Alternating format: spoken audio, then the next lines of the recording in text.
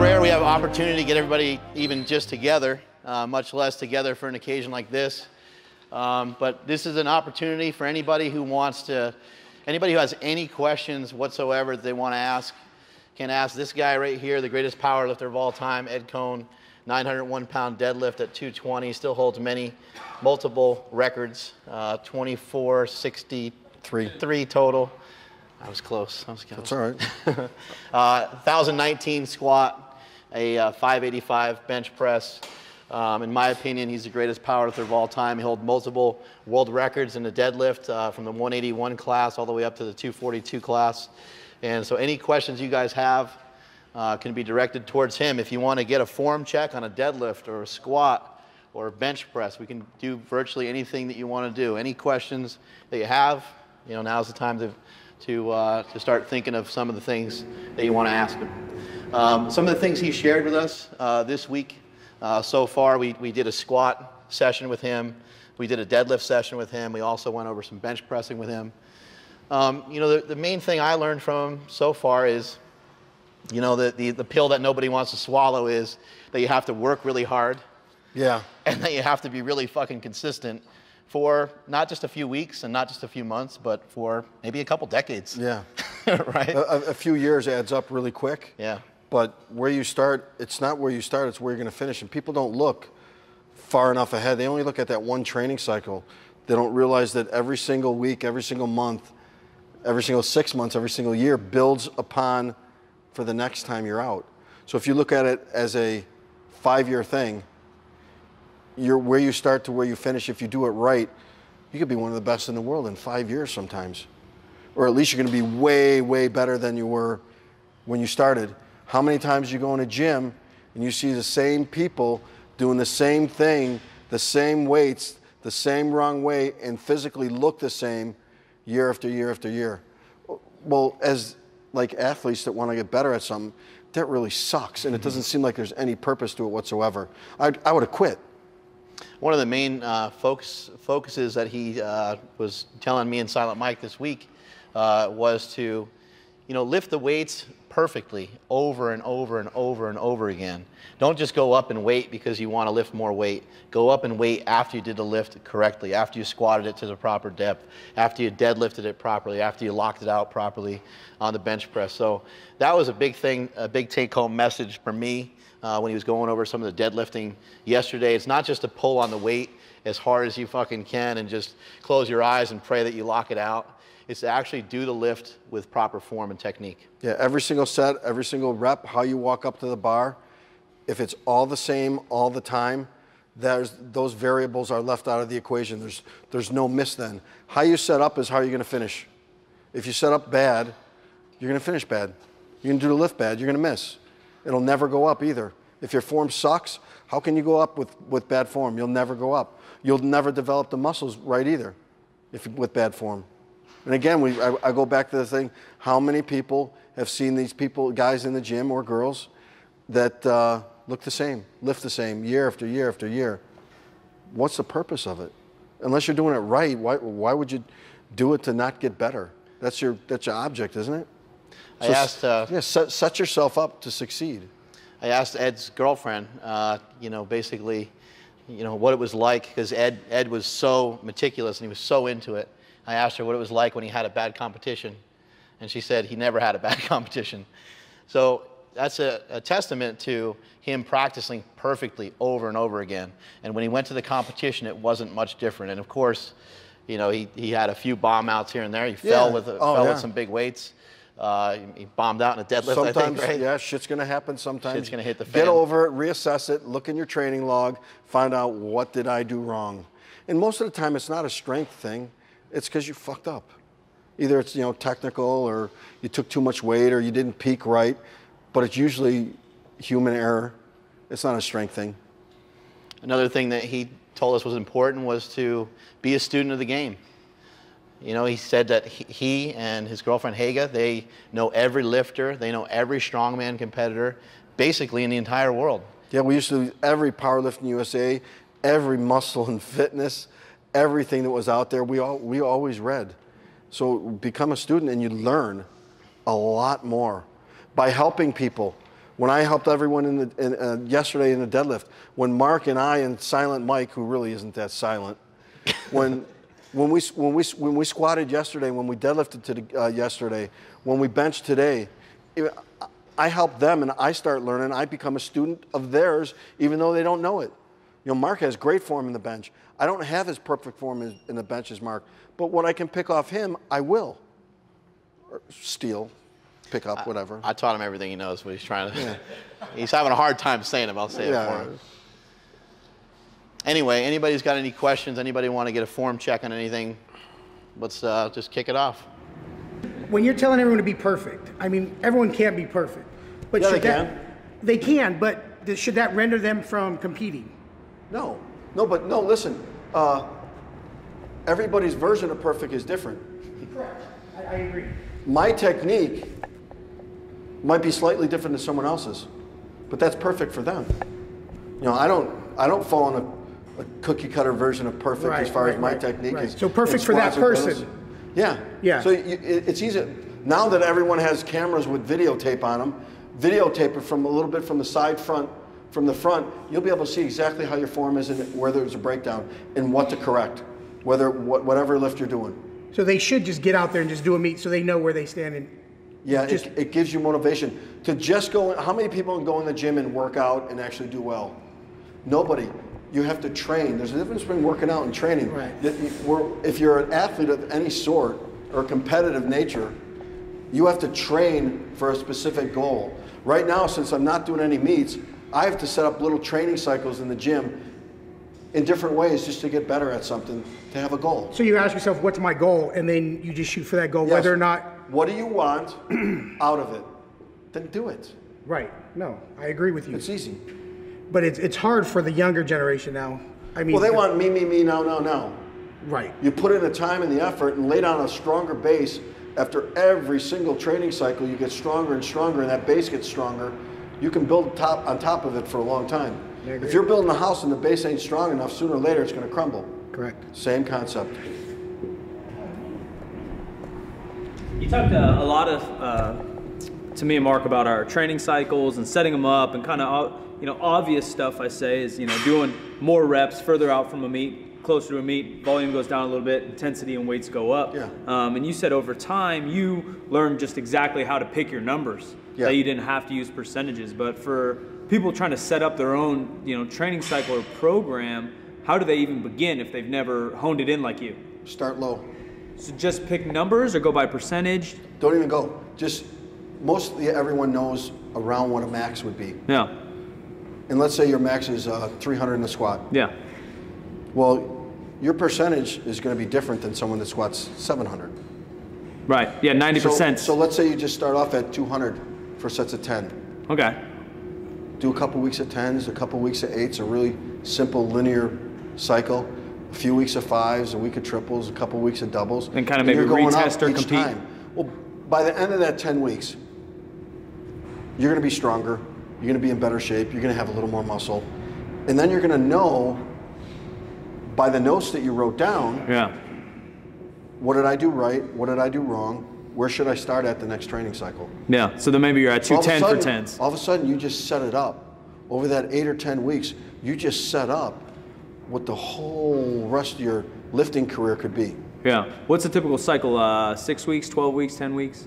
I preferred longer training cycles because I got more muscle and stronger in between. Yeah. I could lay it on a stronger base. That's kind of why you do 2 weeks of 10s rather than one. My off season led into my in season. By that, I would do variations of the lifts.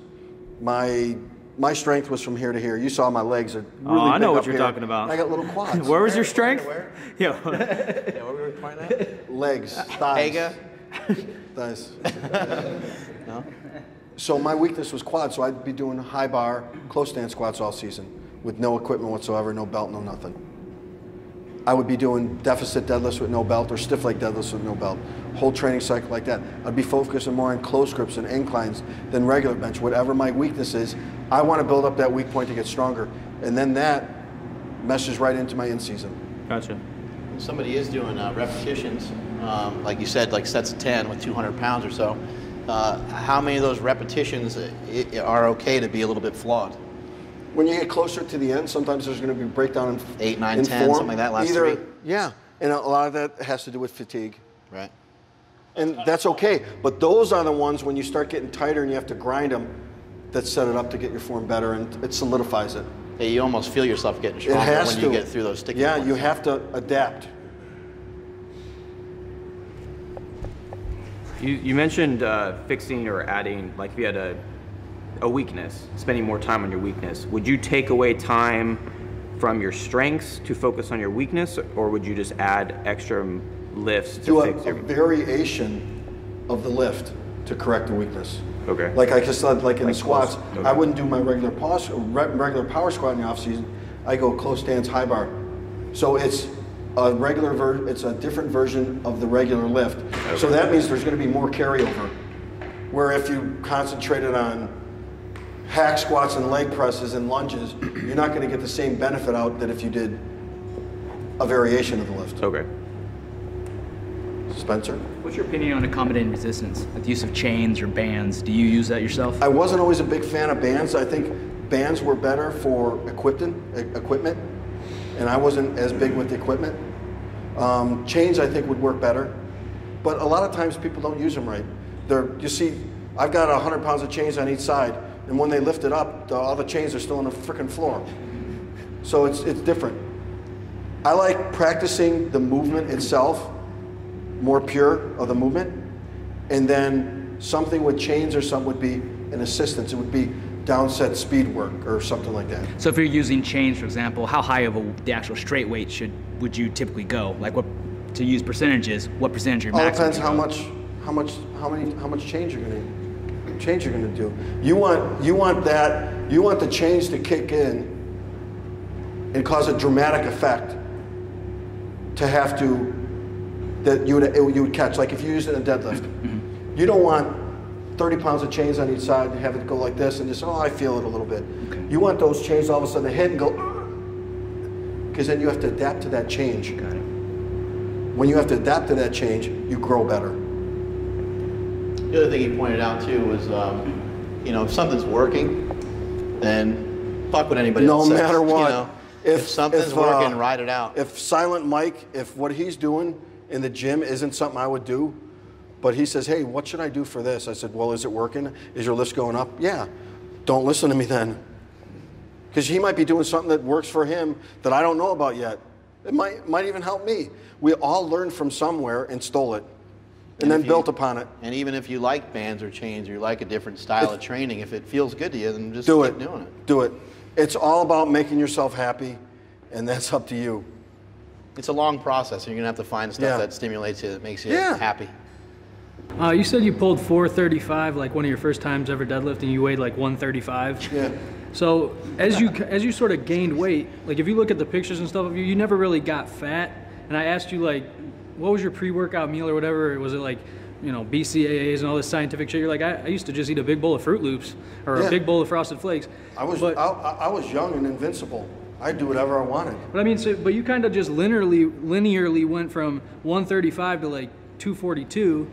And you never really got fat, and you just set world records all along the way. I basically made sure I got enough protein. Yeah. Then I ate whatever I want as long as my body weight was okay. So over the years, did you ever find yourself like in between 181 and 198, and you had 2-hour weigh-ins, and you just lifted at 190?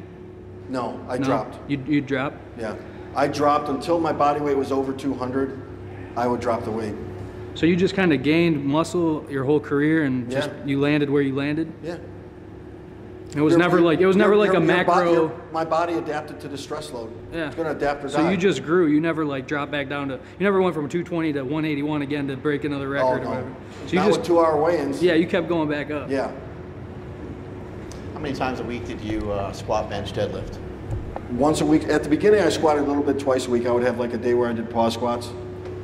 But always just once a week deadlift and one heavy day squat, one light day bench. I know a lot of people are, kind of into some of these programs where they squat every day or they squat multiple times a week. Well, you can't have intensity, volume, and frequency all can't be up at the same time. Only two can be up. So if your frequency is up, your volume would be up. Right. but your intensity would be low. Now, you could have your frequency low, your intensity high, but then your volume would have to be low. Right. You know, it's those three things, only two can be up, or else you're going to overtrain and self-destruct. Yeah, something's going to blow out so at some your point. lower percentages with some volume, you could do more often. If the percentages are higher, that's too much intensity, you couldn't do it frequently. How many days a week did you work out? 4 usually. And then what was the fourth? If you bench, squat, deadlift, then what's the fourth day? A light bench with a little bit of shoulders or something else. Calves, abs, tanning. I did do calves. Tanning. I really never did abs. Chubs? My elbows come out in the bench, and also when I squat, the bar rolls down my back. I never really knew how to fix these things. You don't squeeze everything tight enough. You just set the bar on your back. What you do is you don't just set it on your back like this. Put it on your back, take your hands, squeeze the bar into your back, and it's locked in. Just walk it back. Normally it's just like this. Take all your muscles from here to here and squeeze everything together. Squeeze your triceps against your lats. Yeah, you're tight now. You tightened up a lot. Now it's not going to move. If you just set it up there, you're letting it slide down like this. If you take it, see, look at this. Now, if you take your arms and you pull them in, now you're locking it in. It won't move. Okay. And the weakness, I had the same weakness in the bench with my elbows going out. It's practice, practice, practice. A lot of times it's a weak upper back. It's not moving Yeah, now. squeeze it.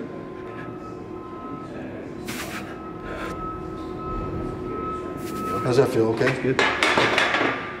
Yeah, it's just something you're probably gonna have to really focus You gotta in on, practice. right? Yeah, and practice. What about the bench? So for the bench for him, is there anything you can do about it besides? Usually when it comes out, it all depends where the elbows come out at. If they come up at the top, it's usually a shoulder tricep problem. They come out at the bottom. At the bottom, then it's a weak pecs. Okay. A lot of dumbbell work. Yeah. Any sort of Build the pecs up. Okay. Thanks. Typically when I squat, when I get like mid sixes into 7, I have a tendency to, my knees collapse. My left knee, when I tried to attempt 705, it drastically caved in and I... Is that from that long football career that you had? Yeah. Back in the day, when back you in the dominating day. on the football field? Back in the day. I know obviously Mike and Mark always tell me, leg drive, force your knees out, but is there any exercises you might recommend Well, that could... stand right there and show me your stance. Sure. My sandals here, but... I don't care. All right. So I Yankee typically, pass. I'm right here. When I go down, this tends to come in and cave in once Now I get super point. heavy. Do the same thing we did in the deadlift. Point your toes out. Yeah. Now when you go down, what we talked about yesterday, when you go down, don't push your knees out. I want you to sit back, open up your taint. Open up my taint. Sit back, open up your taint. Don't push your knees out. Open up your groin and your taint. Gross taints. A lot of gross taints. Actually, it should be slightly wider. Yep. Point your toes out more. There you go. Okay. Open up your taint, sit back. There you go. Yeah. Yeah, I just have that tendency but is there any exercises you might recommend, or is it just... Not kind of really. like- It's just doing it right more often, Okay. paying attention to it. When you go down, don't relax your thighs.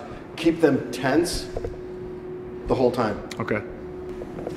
So a lot of people, the cue is a lot of time knees out, and of course Yeah. there's different preferences when you're wearing powerlifting gear. But when you're talking about raw, and you're saying to someone's saying force their knees out, really what they're trying to say is further up the chain, and it's more To in your hips open because all your that knees, up. your Yeah, it's knees gotta actually open don't it even up. really go outward Yeah, your hips necessarily. won't relax enough to open up Yeah. if you push your knees out. And just if you guys just try it, just get in that squat position and push your knees out, and you actually feel a strain on your knees. And you can still come forward. But if you concentrate on opening up way up higher, it sits back Into and the opens groin up and the more. hips and the taint. That's how you open up your It taint that hard? Taint that hard. I have a two-part question. One of them is, okay, you were talking about long training cycles. A lot of people talk about deloads these days. Were you planning in times that you were backing off on No. at all? No, I picked all my numbers before the training cycle. I knew what every single week was going to be. And by taking a longer training cycle, you can take smaller jumps all the way through, so you're not going to overtrain. The end of the training cycle, when you take a few big jumps, you shouldn't be overtrained at that time. That's only to peak. The work is already done. So you were managing all of that all the way along so that you would never be in that situation. Yes. So the peak would actually come when it's pick supposed to. If you pick your numbers correctly and you have a long enough training cycle and your ego is in check, you'd never have a problem. What about days when you come into the gym and it's just not feeling right? Usually, to tell you the truth, the days when I walked in the gym and it felt like shit when I started were the strongest days I ever had. Because you were trying to think about how you would overcome it? I had to focus that much more. But if shit happens, you got to deal with it. And let's say you have to back off a little bit that day. And you back up, you catch it up the next week. If you have a long enough training cycle, it's easier to catch up. That makes sense too, yeah. So is that why on your training cycles you went the 5-pound increments weekly? Well, it was sometimes it was 15 to 20. Okay. But yeah, on the bench sometimes they're smaller. But you take a longer training cycle, there's more gains over a longer training cycle. Shorter training cycle is made to more for peaking than it is for strength gains. So you already had your goal set. Yep. 3 months, 4 months before the meet. Yep. And then when I made up a training cycle, I would start from the back end, from the last week, and then work down to the first week. Yeah. And then sit back and say, is that doable? Right. And then write it over again. And then when the week before the meet, if you took off 1 week or 2 weeks? I never took off. The week of the meet, I would still take some light squats on the Monday, 50% for a few triples, and then on Tuesday I would take some light benches, the same thing. And then you already had your numbers planned going in? I had all I had planned was my openers. Okay. After the openers, then you decide what kind of day am I going to have. All the training doesn't mean shit after your opener. It means how do I feel on that day. So it could be a 100-pound jump or a 50-pound. Sure, because all of a sudden, you know what? I'm not at the gym looking at the same spot I always look with all my buddies around spotting me. I didn't have to weigh in at the gym. I didn't have equipment check at the gym. I didn't have these 3 judges at the gym. I didn't have to get timed at the gym. So all of a sudden, it's, all these variables are thrown in. So you got to have the right people behind you and your head on straight and be ready to lift. So let's say my opener was 900. How did 900 feel? Now I'm going to set up what I know my second attempt is going to be. Then I base my third attempt on how my second attempt was. Now, do you take your second attempt if you never missed, did you? Well, occasionally it's there. Now, would you suggest taking the same number? Would you, depending on how it felt, like saying, okay, my knee went out just a little bit, or on the bench, my elbow my right side was a little slower? If I missed the first attempt? Second, I take it over again. Your first object at a contest is to win, because you're a power lifter. Well, you're a bencher. so you usually open up at your max anyways. It's like a home run. You just derby. go, you just one or the yeah, it's one swing. So no, the object actually is to win first, and then worry about everything else. A record second. Right. That's secondary. It's what can I do today? If it feels like shit, what are you going to try a record for? On your second and third, yeah, of course. Take something you know you can make, not something you know you can miss. Take that tweener, as Mark always, the little jumps. Yeah. Because I know when I first started here, we were taking 90-pound jumps. And it was just like, this is too heavy. It's too heavy to take that jump. So we broke it down into 25s and then we started taking little jumps. And that's when all of us progressed. And you got stronger. We all got stronger. Those little jumps add up to a lot more volume that you're doing. Yeah. Practice makes perfect. We didn't get greedy. You did more perfect lifts, which solidified your technique too. Oh, of course. It makes you stronger mentally. Yeah, it does. It does. Ed, you worked with a lot of people. You ended up training a lot of people and stuff over the years. You ever work with any athletes? Rodney Harrison a little bit. He's a analyst now. He played for San Diego for a while, then for the Patriots. Yeah. Hitman Harrison. I think he had the most fines for a few years. Yeah. And we used to have a bunch of football players and other guys in the gym that... You just have them power lift? Basically, as long as they could do some of the more compound exercises correctly, they already had enough God-given talent to be athletes. Yeah. You just got to keep them healthy and make them a little strong, and that's it. So you might have to use a little bit more machines and stuff with them. Just, I mean, they're just balance-wise, to make sure this wasn't so overpowering to this, so they don't pull a hamstring or they don't pull a quad or their shoulders don't hurt as much or whatever. And genetically, they're just on another whole nother level than the rest of us. So yeah, already just keep them from getting killed. Yes, that's all it is. And you know, he mentioned to us earlier like that he didn't really use a whole lot of recovery methods other than, I think you mentioned some chiropractic. Yeah. Got some chiropractic work done here and there. But again, it's just a testament to him paying attention to the training that he was doing. It's not like he you know, came up with some method out of nowhere or followed somebody else's plan. He kind of followed he made his own path. He followed it, and then he took notes on that path every single day to the point where I instinctively could change based on how those notes went, how the training went. Then I knew what other path to follow, and it's only little tweaks that you're going to make. Like Mark and I could come up with some fantastic routine that looks good on paper, and it would work for you. It didn't work for you. You could do the squat version, but let's say the bench version didn't work, so we'd have to tweak it a little to fit your body. Then we'd have to tweak the deadlift a little bit to fit Chubb's because of based on his body type and stuff like that.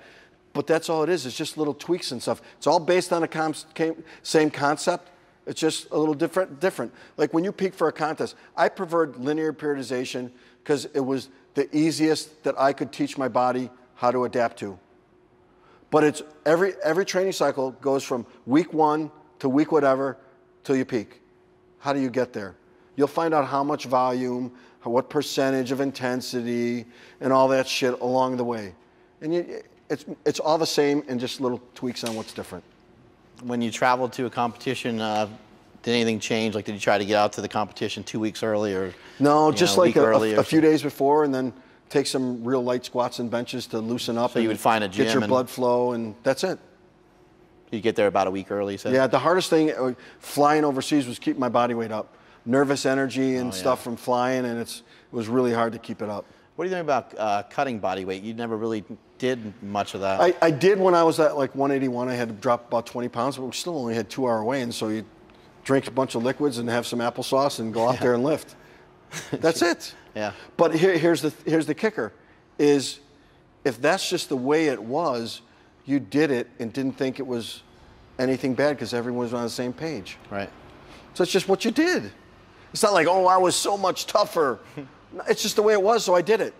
Are you a fan of it? I mean, a lot of guys are trying to cut weight to get into meets to, they want to lift a certain amount of weight at 181 or 198 or whatever it might be. I'm only a fan. Do you coach it yourself? You tell people, drop 6 pounds.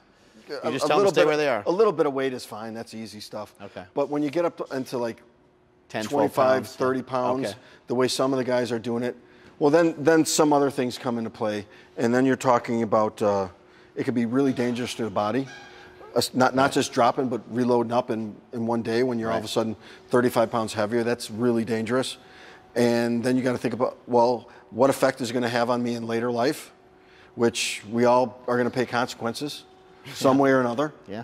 And then it's like, as long as you don't compare someone getting on stage weighing 35 pounds heavier than when they started, right?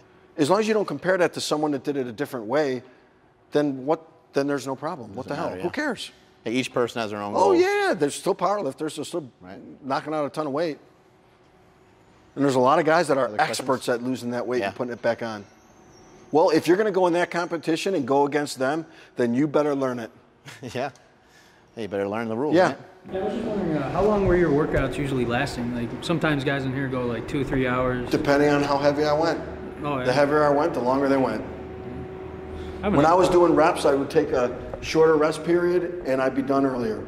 So how do you feel about the guys like I know normal mortals can't compare ourselves to like a Milanichev, but he would go in and do like squats and do some abs and like 100-pound crunches and then leave. Well, Milanichev started off doing a lot of the bodybuilding stuff, more traditional Russian workout that we kind of know, where the higher frequency of stuff. Oh, okay. And then he changed to more my training cycle for a little bit.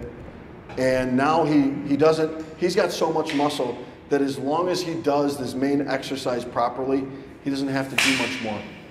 So but you notice he picks his numbers right. You never see him miss, do you? Yeah.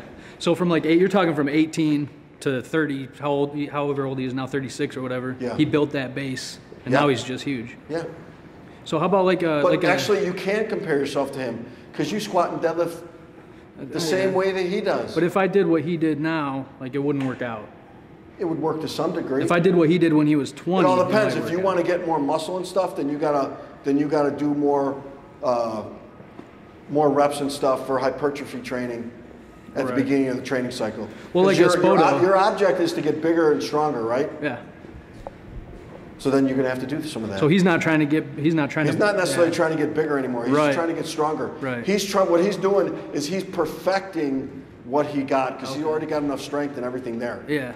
So the size is there. So do you think for a beginner like me, you'd need to do just focus on getting bigger and no triples or singles or anything? No. You can still focus on, you still do that. That's all at the end though. Yeah. You got to find a way to test yourself. So how about like a Spoto? He did 700 in his first meet ever. Yeah. And but he was already a monster before he started doing it. It's like, well, you take like a meet. Yeah. A meet was an Olympic weightlifter and a bodybuilder. Right. And he always did heavy squats, benches, and deadlifts already. But he went in his first power meet and he did a world record. Right. Well, it was his first powerlifting meet, but he has already laid down all the groundwork for all the squats and stuff already. He just has to perfect his squat more. So it's not like you can say, I never was a powerlifter before. He was always doing the movements. Yeah, you still did all the movements, so you know what you're talking about. Now he just has to perfect stuff. How do you build confidence? Sometimes things don't go your way. How do you kind of rebuild the confidence? By not missing. If you pick your numbers properly, you hit all those sets and reps from week one, and you keep on hitting and making those, your confidence starts building and building and building. You talked earlier a little bit about like a championship mentality and how you kind of can't, like, quote unquote, like build it or make it really. But it is sort of built by success. Success breeds to success, right? Yeah, and then when you go to the meet and perform well, it's not like you can say in one afternoon, okay, this is what you're going to do. Now you got it. Bam. Right. You're healed. Right. Yeah, there's not much you can tell me to build it, but I can work on building it over a period of time. But if you have a problem in a squat, if Chubbs has a problem with letting the bar sliding down, if he does a workout and he gets tight and it doesn't slide down, how's his confidence going into the next week? It's better. It's building. Yeah. It's the same thing. You're just trying to get a little better every time. Yeah. A lot of times, especially in our sport, you're going to have a lot of breakdown that occurs. I mean, I'm sure in your illustrious career, you've had plenty of injuries, just like everybody else can speak to in this room. I mean, Mark's fallen with 1080. How did you, in your career and in your time, overcome those kind of moments and deal with injury when you had to? I mean, because again, your girlfriend said you never really had a bad meet, but again, everybody has bad times. Couple blowouts. You go through hard times, I got some hard chunks issues. of muscle missing. How did you approach things like that? And what was the things that you focused on that allowed you to keep linearly progressing so that you came out of those issues physically, but as well as mentally? I had a really good phone book with some really good doctors that I would call. Like out here, I would call Sal Aria out in Santa Barbara. I'd say, Sal, this is what I did and this is what I felt. All right, this is what I want you to do. For the next week, I want you to rep at this weight and I want you to change your stance this way. And I'd listen to somebody. Listen. And I would overcome it. I tore an adductor a little bit. Well, okay, now I can't go this wide in the squat. My next week, I'm going to come in, I just won't go as heavy. So I'm still putting this huge stress on my body, but I'm not injuring the area. Gotcha. And aggressively go after healing an injury. Don't wait for it to be healed. Go to the chiropractor, whatever, get ultrasound, electrostim, massage. Do what the hell you got to do immediately to make it heal. So constantly remaining a student of the game, basically. Yeah, it's not going to heal itself. If you want it to heal, you got to go to someone that's going to help you. What would you say to a lot of the new guys who come into the sport who do injure themselves? A lot of times, you get somebody who's training by themselves, 24-hour fitness or whatnot. They hurt themselves. They have no idea. They don't have an expert like yourself or Mark to be able to consult with or talk with, or somebody that they know because they're young. They all have time to videotape it and put it up on Facebook or Instagram all the time. And how many of them do you see whose form sucks? All the time. All the time. That's why you're getting hurt. Compare that to anybody else on Instagram or Facebook that's free. You can see all the top guys, all the YouTube videos, and see how to do it correctly. That's how. Gotcha. Remember that one meet? It was really sad. You were hurt going into the deadlift, and you couldn't sumo deadlift, so instead you had to do conventional deadlift, and you were only able to do 887 and break the all-time world record regardless of body weight, right? Yeah, I was so disappointed. And you know what? It was all my fault. In training, I had to switch over because I pulled 875 sumo with no belt. No, I never wore a suit. You tweak something? And I tweaked my adductor. And then the following week on the warm-ups, the weight came up so fast that it's like, by the time I got up to here was a split second, and pop. It popped. All of a sudden, the weight grabbed and it popped. Yeah. I was like, shit, what do I got to do? That happens to me all the time. I lift the weight too fast. Like, it's too easy, and then I hurt myself. Yeah. Been there. But it's usually like one plate, right? Yeah. Yeah, it's 25 pounds. So I had to adapt. And okay, my new focus is how heavy can I get conventional? It just changed. Any other questions? Anybody want any? Silent Mike? You mentioned, I don't know in this portion, but at some point to me and Mark, you use deficit deadlifts, stiff leg deadlifts, high bar close stance squats. What are some other pause squats? Yeah, what are some regular powered pause squats? Okay, what are other variations in all three lifts? Like your favorite three for squat, bench, and deadlift variation-wise? Bench would be close grips and inclines. If I could do dips again, I would just dip my ass off. Huh? Yeah. Dip your balls in it. Yeah, I would. Yeah. Well, you're used to that. But yeah, I'd love dips, but they hurt my shoulders too much now. Good thing you got a slingshot, huh? Yeah. I felt like a new man. The deadlift, like you said, was deficit deadlifts with no belt and stiff legs with no belt. And you saw the way I did stiff legs. Yeah. It'll be on one of the videos we did. Let's just show these guys right here. Most people learn how to do stiff legs from watching all the bodybuilders. And that doesn't transfer over to powerlifting as much. Kind of watch as he pushes it over his feet that way, which almost makes it like a good morning with the bar in your hands. So most people learn how to do them this way. I don't do it like that. A slight bend in the knee, keep your abs super tight, which will brace your back at the same time. And what I did is I let it down and I let it out in front of me.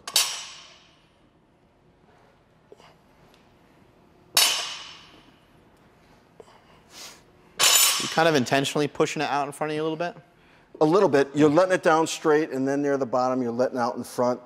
You get the stretch in your back. Yeah, there's a stretch in your back. If your abs are tight, you're not going to go, so you're not going to have that strain in your back. But you're still going to use your lower back, you're still going to use your hips, and you're still going to just destroy your hamstrings. But to me, it helped me more in my conventional and sumo than a regular stiff leg did. If it doesn't transfer over, what the hell good is it? It doesn't mean anything. It doesn't do anything.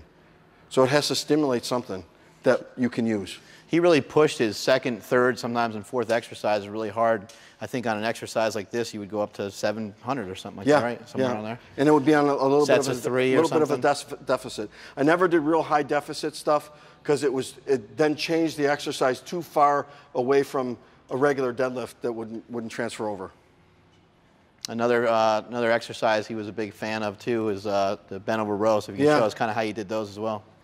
Most people will stay up too high here and go like this. What the fuck is that doing? It's really not doing anything, is it? You look at my back movement, it doesn't really move that much.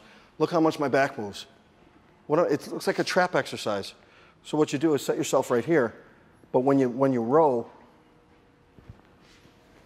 it almost looks like the way you did the stiff leg deadlift. Pushing out. So you can see how much more back movement there is. Well, that's a lot more muscle you're using. And the back, first of all, you deadlift with a lot of back. When you squat, where does the bar sit? That's your platform. You're basically doing a back lift with a lot of leg. And when you bench, what do you lay on? Your back. It's got to be. It stabilizes everything. So do the exercise right. Make them. If it doesn't transfer over, it's not going to help you. Why do it? Do you recommend training with the stiff bar more frequently and saving deadlift bar? I built more explosion by training with a stiff bar than I did with a deadlift bar. It forces you to stay even tighter. Okay. It makes you learn how to get tighter to be able to explode. So it doesn't hurt to use a little bit of one at the beginning.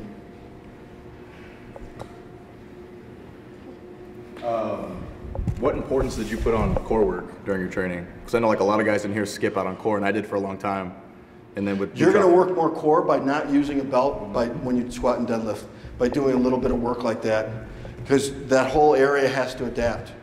Like by doing little abs and stuff like that, it makes them look pretty, but it really doesn't. This is not going to stabilize all this. Yeah. And your core isn't just here, it's down here, it's across here, it comes all the way back there, it attaches into your lower back. So the only way to do that is to practice the movements where the whole body has to adapt to it. And that would be more stuff without a belt. Without a belt, okay. And that could even be like, look at some of the strongmen, look at, even though some of their waists are thicker, that's thickness, it's not all fat. It has to be, their cores have to be strong as hell to be able to handle the loads they do, walking with stuff and all that. Yeah, I thought it was interesting because some of the guys are talking like, what would you do if you came into the gym and you felt like crap? Mm-hmm. And I think a lot of times people do the opposite, like they come in and they feel fantastic, and then that's when they start steering away from their program, and then they end up biting themselves in the butt. Yeah. So can you touch on that a little bit? Then just say. Basically, the question is, when you feel so good, do you stick to the regular program? A lot of people vary off from the program because they feel so good. You should already know what you're going to do and stick to it. Just because the day goes really, really easy doesn't mean you should go up. Because what you do on that day can have a positive or an adverse effect on the next 5 weeks or even at the end of the training session. Or not just training session, but whole training cycle. You could screw it up. Man, I'm fantastic. I feel great when I make that weight real easy. It doesn't mean just because I could do 1 more or 2 more reps, that's what I want. That means I didn't overtrain. That means I hit it easy. If you hit those grinders week in and week out, the intensity level you're putting in, just because it's a set of 5 or a triple or a double, if it's super frickin' hard, your intensity level is still 100%. It doesn't have to be a single max out lift to be 100%. It can be a heavy set of triples or 5. So you only have so many of those super high intensity days in your training cycle before you peak. That's why you take a little bit bigger jumps and save that big shit till the end. So you never got like a little overzealous and said, nope. Just throw on another plate? Nope. Really? I always stuck to the routine. Like Marcus did 585, for I think 7 reps, right? Yes, or 8 reps, 7 reps? Yeah. He did 7 reps and he already got a PR, going heavy. And you stopped him. You're like, yeah, you could see all of a sudden. And he could have done 9 reps, right? Oh, maybe 10. Yeah. But all of a sudden, there's going to be, because all of a sudden he felt so good because he started hitting it right. Yeah. He started, the technique was a little bit better. The diminished returns kind of. Yeah, all of a sudden it would have changed like that and he would have had a pull. Yeah. How did were they just training partners or were they going into a meet with you? Who? Training partners. Some of them competed, but not real heavy. They just did it for fun. So they were pacing you pretty much? They were training partners, but they would go there and do the workout and all the numbers we picked for them. They were still trying to get better. They were just weren't as strong. Okay. They were the best training partners I had. The best training partners I had were the most honest ones to me. And they had goals too as well. They set goals. Yeah, and I helped them with them. Were they the goals on your weeks, or did they have like a goal a week before your meet? No, their goal wasn't always to compete. Some of them competed, but like some of them deadlifts was only like 600 pounds. Did that make it hard? I know it's always better to work out with people that are stronger than you. No. Never hurt you? No, I had my goals. I don't care what anyone else does. I'm going to help them, but at the same time, and they're going to help me. There's no one ever like really guide you, right? Me. You're coaching yourself? Yeah, I'm coaching myself. And how did you do that? By just learning everything about it? By learning and practice. Practice makes perfect. Chubbs? You ever think a lot of guys, fat guys like me, just get too fat and it doesn't really benefit them at all? Yeah, a lot of times just because you weigh 325 doesn't mean you're a big guy. You could be a fat slob. It has to be able to move athletically to be able to be worth something. If you are so fat as far as to muscle ratio that you can't finish the workout correctly, or you start dying out and you get through squats and you can't do shit else, then you should lose weight. You guys were talking about it a second ago, and we mentioned a little bit earlier about kind of just like speed. Like, so if you're doing a set of 5, you know, it's your 5 week, how fast should they all go? You know, you mentioned maybe rep 4 or 5 might get a little hard, you might get a little out of position, but you want all of them to be pretty smooth and kind of save that grinder for your top single. And that kind of helps the overtraining and recovery. Yeah. You will have a little bit of a grinder here and there. Yeah. When you're at your top set of 5 at the end of your 5s. Yeah. But then you're going to go right to triples. Yeah. So you're going to go up a little weight, and that first week of triples is going to be pretty easy. Yeah, so if you're doing 2 weeks of each rep scheme per se, well, first week... I do like 3 weeks of 5, sometimes 4 weeks, depending if I got to get used to knee wraps or not. Yeah, and they should be fairly fast the majority of your training. They will be fairly fast as long as your technique is right. Yeah. Less grinders, more technique. Yeah. The object isn't to do a max out set of 5 like I talked about, 100% intensity. Yeah. It's to build every week. Yeah. I know we talked about it several times, but just so everybody here hears it, you utilized your conventional deadlift instead of your sumo deadlift. Can you talk about that a little bit? Yeah. For me, I got a long torso. I'm like an inch taller than you, shorter than you sitting down, and 5 inches shorter standing up. So I got the little Oompa Loompa legs, but a long torso, long arms. So my deadlift really isn't perfect form. If you look at the 887 I pulled conventional, I'm rounded over a little bit, and I had to use more back. But Looked that's like just shit. Yeah, it felt good. But that's just the cards I was dealt with. So you adapt.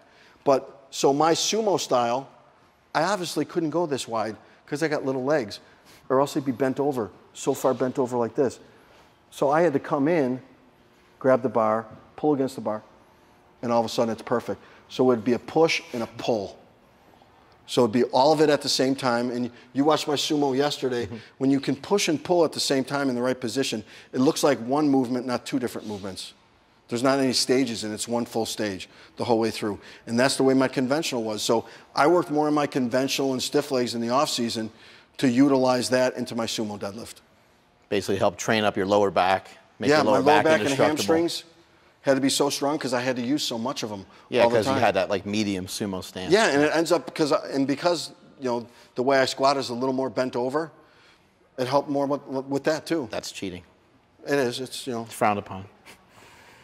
Dan's got a question over there. I think I asked you this yesterday.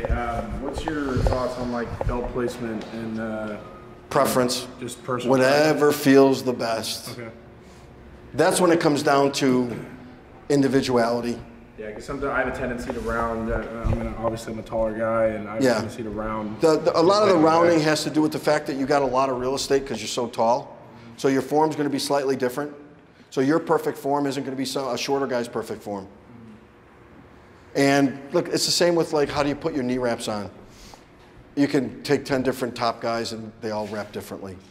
Whatever feels the best. You guys got one for you? I was thinking when they were asking about your training partners, and it almost seemed like it was like, well, how come they didn't become multi-world championship like winners?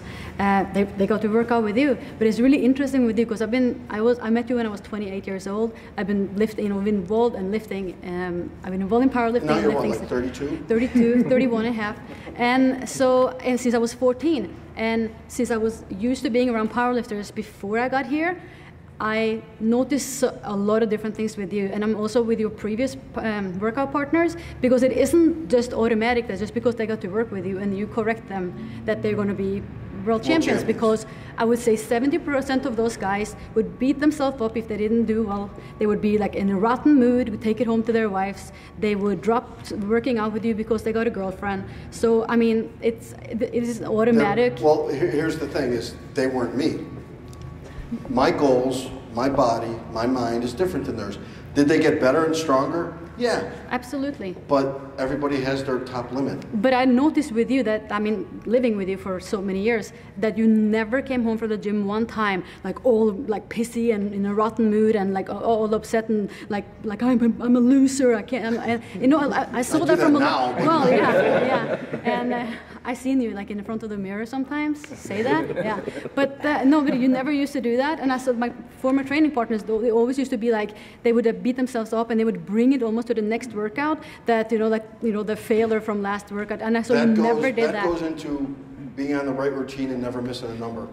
So you never end up getting frustrated. Yeah, and I don't think you ever approached a lift that you hadn't already succeeded in before you did it. I knew I could do it beforehand already. Yeah. And like I said, I would walk up to the squat bar the same way I would for 900 that I did with 135. We've been to competitions together where you have said, look at that guy, and he's like approaching whatever bar, squat, deadlift, and he says, you look at his face, you can already see that that guy knows he's going to miss it. Someone's going to miss. He knows he's going to miss it. I can just see in the way he's approaching it. Yeah. So, psych-wise, what do you think is... Psychologically? What do you think? Can you elaborate? What do you think is important? As far as psychologically, that's just me. A lot of guys don't have it. I'm not Spence. Spence isn't me. I'm not Juan, thank God. Everyone has whatever they got inside them. And I'm just me. No, I understand that you're you. I just want to say how important that is, like to psychologically, how your ego is. Well, it all depends, yeah. What's your goal? What do you want to do to get there? And some people are cut out for it, and some people aren't. Mm-hmm.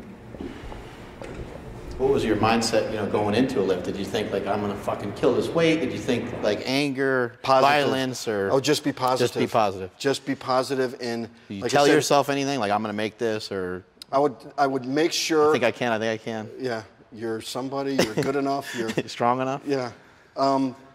As long as I walked up to the bar and I would go through my cues, how I walked out, how I grabbed the bar, how I got tight underneath it, how I took my breath, how I took it off.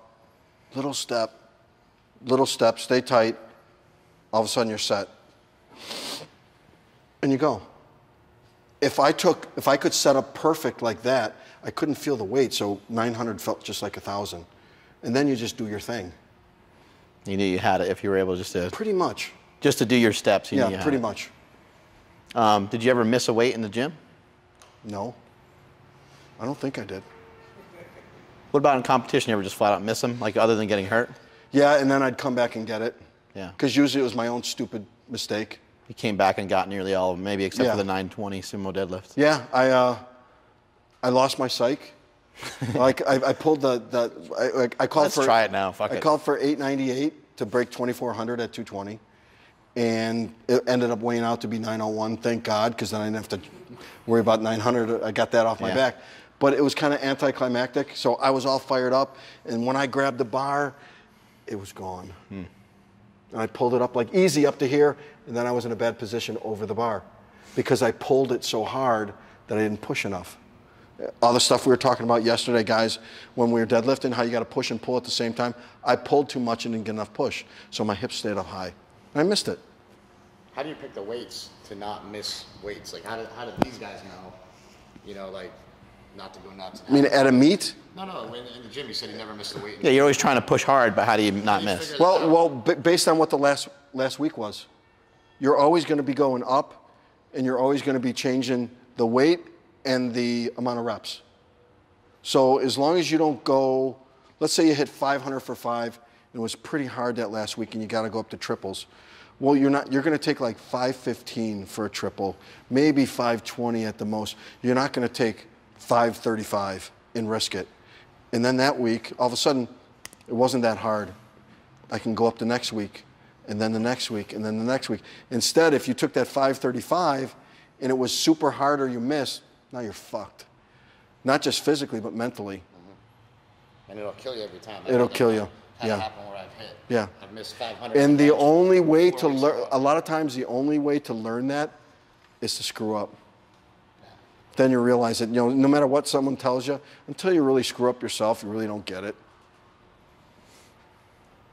How many sets would you work up to? Do you typically just pick one top set, like you said, 500 for 5? A lot of times it would be 2 top sets, and then the closer I got to the meet and the heavier I got, I would cut it down to 1, and maybe do some light pause squats or something afterwards, just for body movement. Yeah. So maybe is it like 485 for 5? In that same example, you're using 485 for 5. Let's say you did.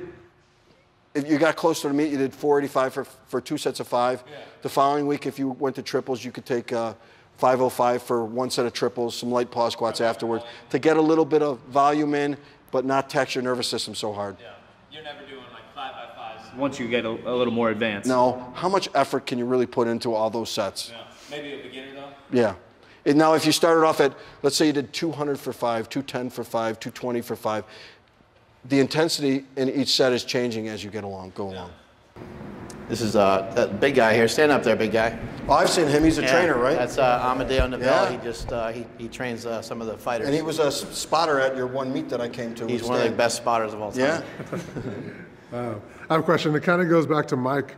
Was there ever any thought, or did it just kind of come naturally into intensity versus the volume that you did? Or, because I know the loads you say were always trying to increase. Did you ever say, okay, instead of doing 5x3 at such and such weight, I'll do less volume but at a heavier load? No. Or was it always it was mostly trial and error at the beginning. Okay. And then, you know, when you have that hard workout at the beginning of the week, if I wanted to squat again at the end of the week again, it would be like the amount of weight I would use because I'm beat up is so minuscule that it's not really going to have an effect. But I have to deadlift at the end of the week. So it's like you kind of weigh it on the scale. What's going to get me there over a longer period of time? So how can I peak out at the end if I'm beat up at the beginning? I couldn't do it. Did you always have a lift a day? So like Monday I'm squatting, Yes. Wednesday I'm benching, Friday. Yeah, it was always, I had to have it all planned out. I had to have it all planned out. On different meets, did it change? So like on one meet, was it ever squat on Monday, and on a different meet, was it ever deadlift on Monday? No, it worked. I found a pattern that worked, and I didn't change it no matter what. Nice. That's what, you know, there was times in my career, like I used to be a really good bencher. And then I changed trying to develop this technique with this big arch, and all it did was destroy me. So if you, again, it goes back to, if what you're doing works, no matter how unconventional it is, because you train a lot of fighters, right? Yeah. And a lot of that stuff is, you watch and pick out new things on what can help this guy. It might not work for that guy, but it's going to work for that guy. So no matter how unconventional it is, if it works for you, do it. Spence? Only bench like high 500s. That's embarrassing, right? Yeah, it is. One of the most frustrating things, at least for me, for competition coming up is trying to make weight. I know you've been in a variety of different weight classes. Was that by choice, or was that just father time, or what was the reason why you went from 181s to 242? My body kept having to adapt to the amount of weight I was using. The only way it could adapt was to get bigger, faster, stronger. That's the only way. So nice it started growing, and there's nothing I could do about it. Okay. Why would I want to inhibit when I got into the sport to be better? And better meaning stronger and bigger, and I was a little guy when I started. Why would I want to hold that back? Well, I hear people that are they start off in the high 180s and they're trying to make weight down to 165s, you know. If they can be efficient, that's fine. If it takes away from their efficiency, then why do it? The object is to be the best you could be. And also, what's wrong with setting some different goals at some different weights, right? Exactly. You know, maybe you hit one weight at a heavier weight, and then you go down in weight class and try to duplicate as long as that. First of all, it's just to have fun, it's like, you know? exactly. You have to enjoy yourself and own it. If what you want to hit is a certain amount of weight at 165, when you do that, move up a weight class and set another goal. If you haven't hit that and you continually don't hit that, then go up. Ed, how do you ignore, you know, like, I know things were different, there wasn't social media, so maybe there was less hatred throughout the sport, but how do you kind of ignore the noise and focus in on what you did, basically? Because there's always shit flying everywhere. It doesn't matter what area. It doesn't matter what area you're in, though. Yeah. You know. So how'd you kind of ignore that and just? Because I mean, you were even banned. You were banned from fucking powerlifting. I wanted to get better. Yeah. So what do I got to do to get better? Okay, you don't like me. Oh, wow. Have a pity party, get over it, and say, you know what? I really like lifting a lot. I'm going to continue lifting. I'm going to do whatever I can to keep lifting. Who wants me? I'm going to lift for them. Right. I'm going to have fun and do it my way. I mean, they even made rules against you, right? Yeah. Like that you couldn't have the bar down a certain. Yeah. I mean, I was at a meet where they got me for having a bar. I did a world record squat too low at my nationals. They said I squatted too low. Well, I got these marks across my back that you've seen them, even in my book, where it's like a bloodline, where it's like ripped across my back. And I took off my shirt and went up to the judges' table. I said, you could see the bar line and where it is, and it's still not low enough. They turned their head. They wouldn't even look at me. Wow. So you get people like that. And just find somewhere else to lift and move on. Yeah, and I screwed up a whole bunch of times myself. Get over it. Own it, get over it. Just be the same guy you always are. Right. What was your favorite competition that you ever did? Or like you could even answer where was your most favorite place in the world that you ever competed? All right, now the favorite competition always isn't going to be the one that you did the best on. Yeah, but just what was your favorite competition? There was a meet, and I think it was in Sweden, where when I got there, I caught traveler's diarrhea. So instead of weighing, I got there weighing 224. I like where this story's going. 224, and by the time I weighed in, I was like 212. It was horrible. And I made a squat, screwed up the next 2 squats, made a couple benches. I'm gonna win anyways. So I took a world record in a deadlift just to try it. I pulled like 859 at 220. In the IPF, drug tested and everything. Right. And I passed. And passed. He didn't say he was drug free. He said he passed. And I had. I like the way that was worded. You got to study. That's great. And I had all these Germans and all these other countries, all these lifters behind me in the warm-up room, just start screaming in their native language with my name to it. I had freaking goosebumps all up and down my whole body, and I tore it up and I made it. Then afterwards, I started doing where I was passing out. They had to come catch me. That was freaking awesome. Hey, what was your proudest moment after seeing him do all these things over the years? What was your favorite thing to see him do? It has to come back to what he's saying, because before I met him, somebody said if you meet Eddie Coan at this competition, you got to take a picture. I'm like, ugh. He's probably like an ass. I'm going to go up and say, hey, the guys at the gym want a picture of you, and he's going to say, like, get lost or something. So I just didn't want to go through that. And then he was like the nicest guy in the world. Well, he didn't say a lot, but he was still like really humble and nice. And so that's probably the proudest. I loved it when he came back after he was hurt and had some issues with the IPF, that he came back and destroyed it in Vegas. That was unbelievable. Yeah. But I think all in all, if I think about it, it's probably that he is just a genuinely nice guy. He's never said a bad word to me. I've said bad words to him, but he's never said a bad word. I've known him for 23 years. He's never said a bad word. Yeah. Awesome, I guys. would lose in the long run, so you pick your battles. I think that's it. Ed, it's an honor to have you here. Oh, trust me, it's an honor to be here. You guys are awesome. Much love to you and much love to Haga. Thank you so much for taking your time with us and coming out. Thank you. And really appreciate it. Thanks.